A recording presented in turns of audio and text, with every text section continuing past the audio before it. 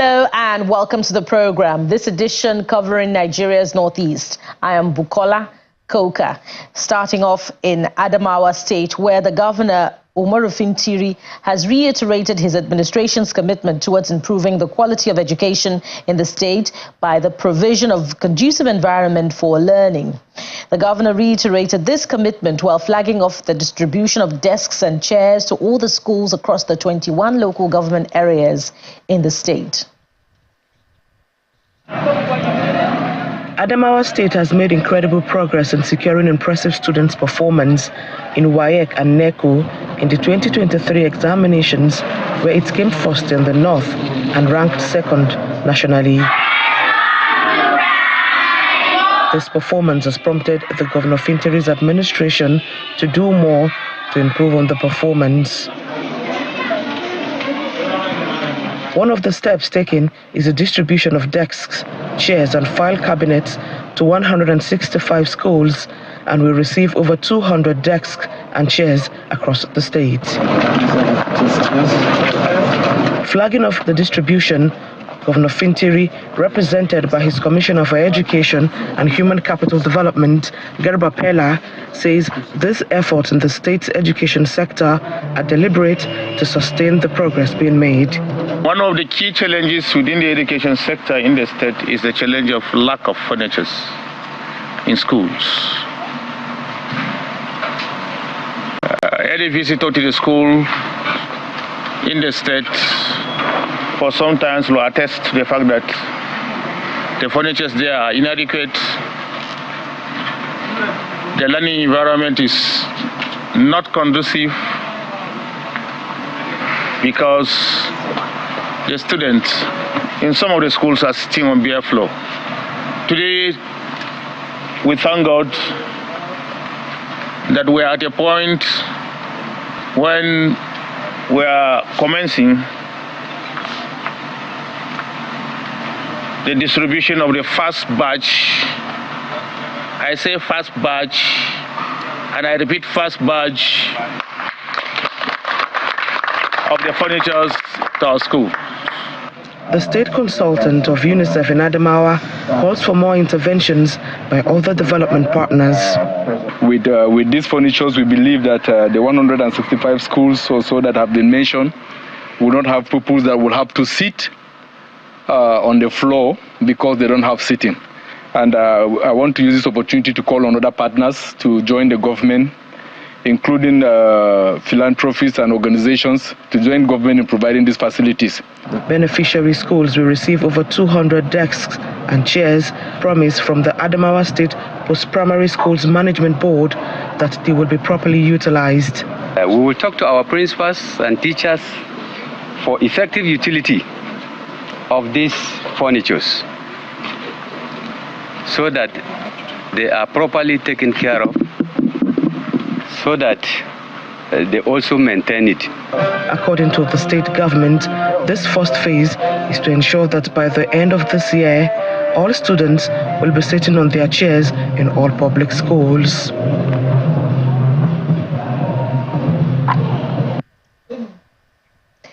Gombe State has become a shining example on the provision of healthcare services in the Northeast sub-region and in the country at large. This has led the National Health Insurance Scheme to send a delegation to learn a thing or two about how Gombe State is deploying technology to provide first-rate healthcare services from urban centers to rural areas. People inside the Inuwa Yahaya government say the governor had met Gombe's health sector in a comatose state, but gave it a new lease of life. Besides providing fully equipped primary healthcare centers in all 114 wards of the state, the governor is finalizing work on mega hospitals in the 3 senatorial districts to deepen the provision of functional primary and secondary healthcare services. Shortly after his swearing in for the first term in 2019, Governor Inuwa Yahaya of Gombe State declared a state of emergency on the state's health sector, breaking at the seams. In line with world best practices and in keeping with World Health Organization's benchmarks, Inuwa Yahya dug his heels in to ensure universal health coverage through a set of well-equipped, fully funded and adequately staffed health facilities strategically placed in rural and urban public spaces of Gombe State.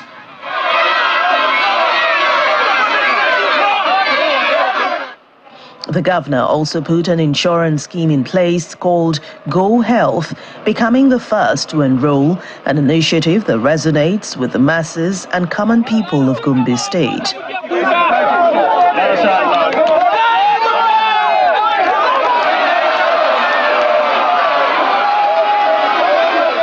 According to Gombe State Commissioner for Health, Dr. Habu Dahiru, far-reaching reforms in tune with sustainable development goals expressed in a document called Gombe State Development Plan, Devagom 2020 to 2030, and Governor Inuwa Yahya's political will from driving forces for the numerous milestones recorded in Gombe State's health sector. The political will is there, then he's supported the political will with adequate budgetary provision to now say, I want to do this in these locations. And the first point of call was the specialist hospital.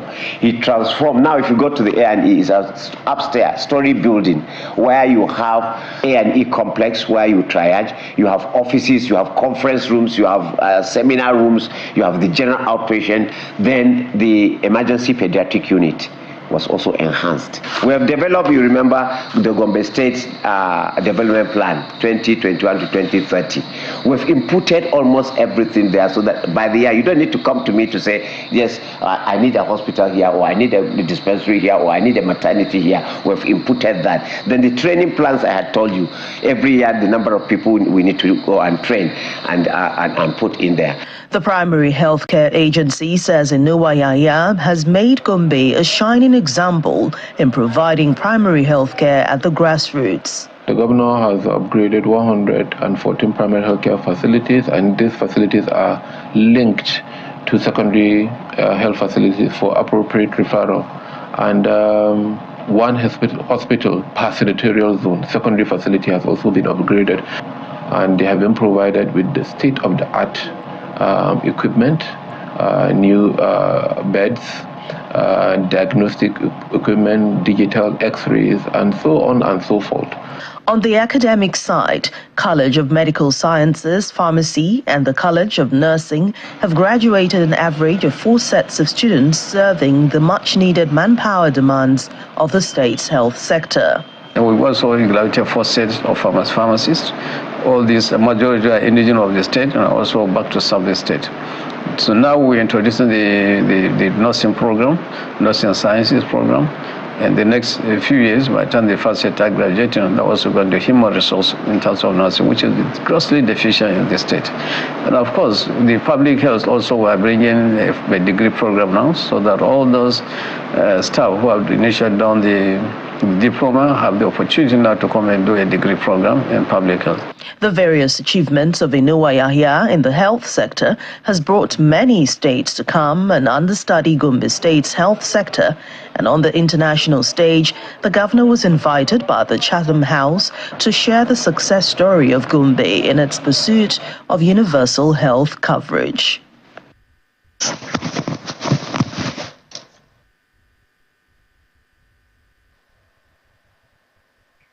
And for more on Gombe State's health sector, we have joining us Professor Mohammed Manga, the Provost, College of Medical Sciences, Gombe State University. He joins us from our Abuja studios. Thank you for joining us, Professor Manga. I hope I got your name correctly. Yeah, it's correct, actually. Thank you very much for having me. Thank you for coming. Gombe State government is taking, according to reports, deliberate steps to strengthen healthcare delivery. But what role really is the state university playing in this, especially the College of Medical Sciences, in grooming healthcare workers? Thank you very much. If you look at the health sector, the human resource for health is probably one of the most important. And actually, the Gombe State University, deliberately through the College of Medical Sciences and also the Faculty of Pharmaceutical Sciences, is making efforts to ensure that, the provision of this appropriate and, required manpower in the health sector is being provided. And the Gombe State University is the first state university in the whole of northeastern Nigeria, and of course even the second to graduate medical doctors after University of Maiduguri. So far, we've graduated about 4 sets of medical doctors, and we have commenced even training in other health-related disciplines, nursing, public health, and others that are coming on board soon. So in this regard, you can say that the Gombe State University is actually synergizing with the efforts, in the Ministry of Health and other health-related facilities in the state in improving the healthcare delivery, and of course also now supporting and augmenting the efforts of the state government in that regard. So you say 4 sets of medical doctors and pharmacists have graduated from the state university, and we know the manpower deficit that we have in Nigeria's health sector, not just in Gombe State now, but across board.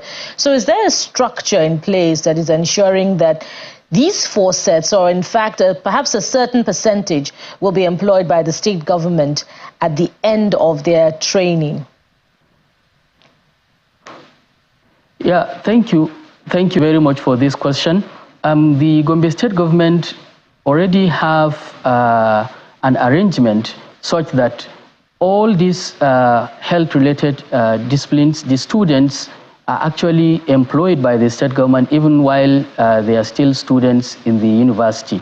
And by the time they graduate, it is automatic that they commence their house job. Now part of the efforts of this administration that have improved the health care delivery system in the state is the commencement of housemanship in the state specialist hospital for the first time after several efforts. And now our students can automatically commence their house job as soon as they graduate. So you get inducted today by the Medical and Dental Council. The next day you can start your house job if you so wish with the state. And once they finish housemanship, they extend to NYSC. On finishing from the NYSC, automatically they are absorbed by the state government for all those that are willing. In fact, at a point, a number of students have a bond with the state government to come back and serve. So it's almost automatic that these students, these graduates are absorbed to improve the manpower in the state.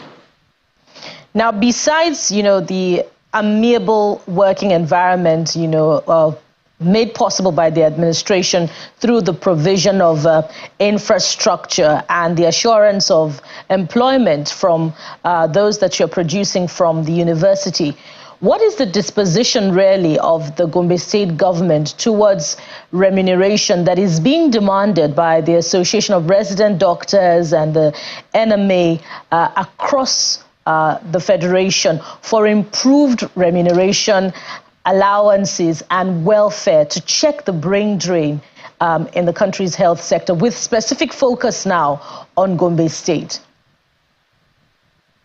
Yeah, thank you very much. I think, they said the largest room is room for improvement. Even though the state government have made efforts and have placed, the healthcare personnel above most other professionals in the state, and have equally commenced, the commerce payments, some years ago. But some improvements and some changes took place, which I'm aware that the state is making efforts to, at least equate, if not to go above, the other facilities in the state and other parts of the country.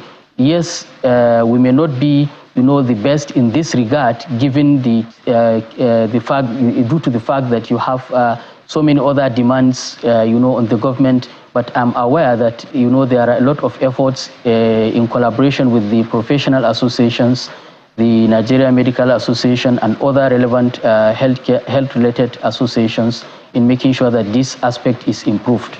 And I'm sure, with the efforts and commitment of the state governor in this regard, definitely the improvement in remunerations and these welfare packages of the healthcare workers will be a topmost priority.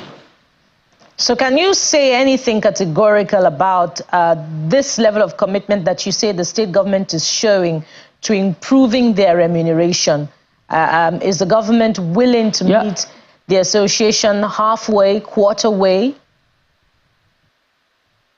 Yeah, I think what I will say is, as we speak now, I know that the state government has set up a committee whose mandate is largely to review, the state of human resource for health and vis-a-vis look at the, payments, the remuneration packages, and come up with a realistic, and of course also encouraging package that will help retain the manpower in the state, and if not even also in addition attract more. So for now, it's difficult for me to make that statement and to say categorically, as you rightly stated, what exactly is going to be done. But the fact that the state has agreed to set up that committee, which the Vice Chancellor of the Gombe State University is heading, who equally is a medical elder in the state, I want to believe that, something that is going to be heartwarming will come out of this exercise. Lastly, I guess we have a little more time for this. How is the State University Teaching Hospital dealing with manpower loss, even the health sector as well, when medical workers leave for greener pastures abroad? Yeah, generally, I think it's a universal problem in the country. But I want to say that because of the efforts, in our own hospital, the Federal Teaching Hospital, the impact is less when you compare to what you have in some other parts of the country, such that, the working environment, even though not as perfect as you would want to have it, but it's relatively much more friendly compared to what you have in other places. A lot of improvements, and also certain welfare packages that are supposed to be due to for the healthcare workers, they get them as at when due, and that to an extent limits the rate of evaporation of this healthcare personnel to other parts of the world. So in essence, yes, it's not yet time for us to blow a whistle that of celebration that everything is fine, but to an extent we have relatively maintained some level of stability, and we have very few people living, but we have more that are replacing them, and a lot of improvements even at the federal level to make sure that we can now replace those ones that have gone with minimal hitches and less bureaucracies, as it were. We could probe what exactly you mean by stability, but we must leave it there for now. And thank you, Professor Mohammed Manga, Provost, College of Medical Sciences, Gombe State University. Thank you for your time on the program.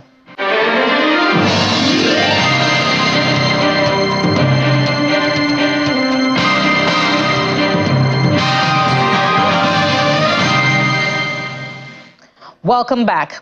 240 clinicians, including medical doctors, nurses, midwives, and community health extension workers, are being trained in basic mental health care in the 3 northeastern states of Adamawa, Borno, and Yobe by the World Health Organization with support from the European Union. WHO Interim Emergency Manager for Northeast Health Emergency Response, Dr.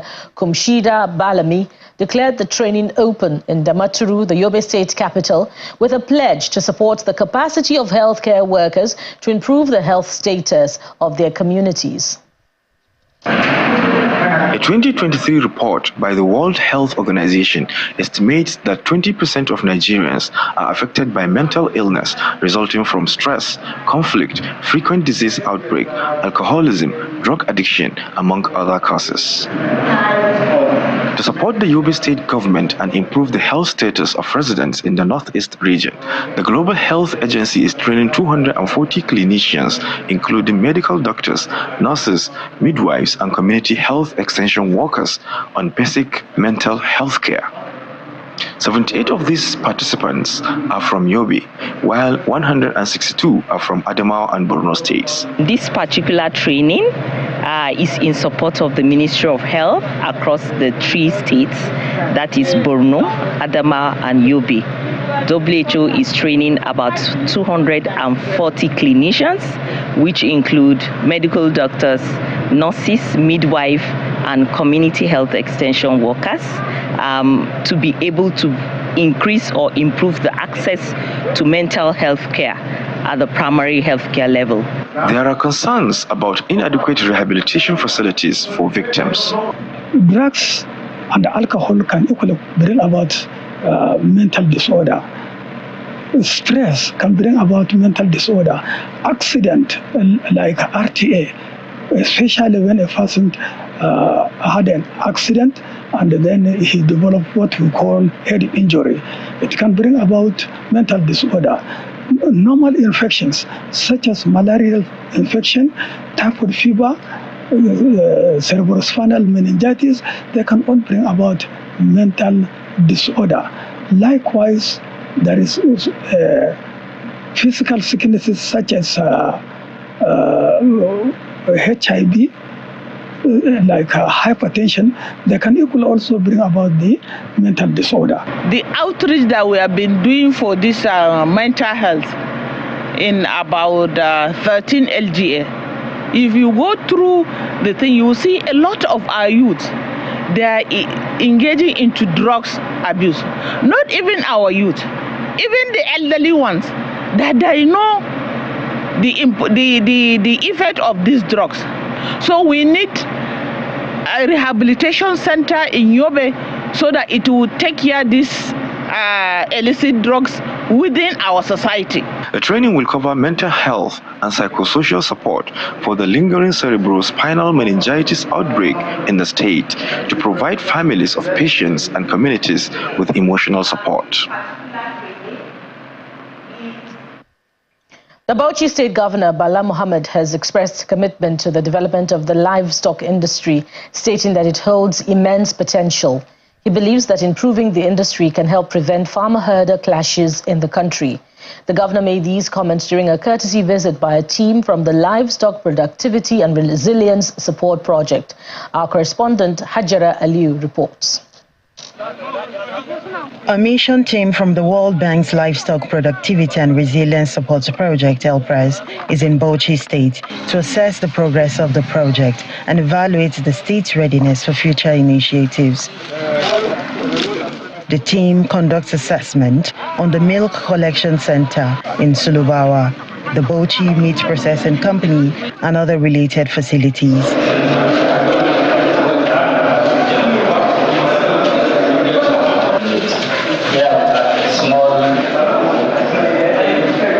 During their visit, the team also meets with Governor Bala Mohammed, who has already approved the allocation of 200 hectares of land for the establishment of a livestock service center. He unveils the project prototype at the government house.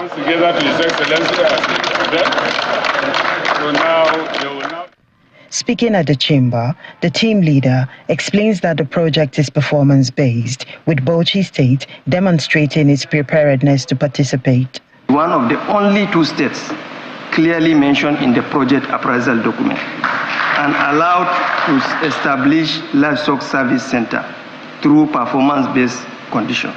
This was because during the preparation, World Bank noted that the implementation readiness for Bauchi are more advanced than the rest of the participating states.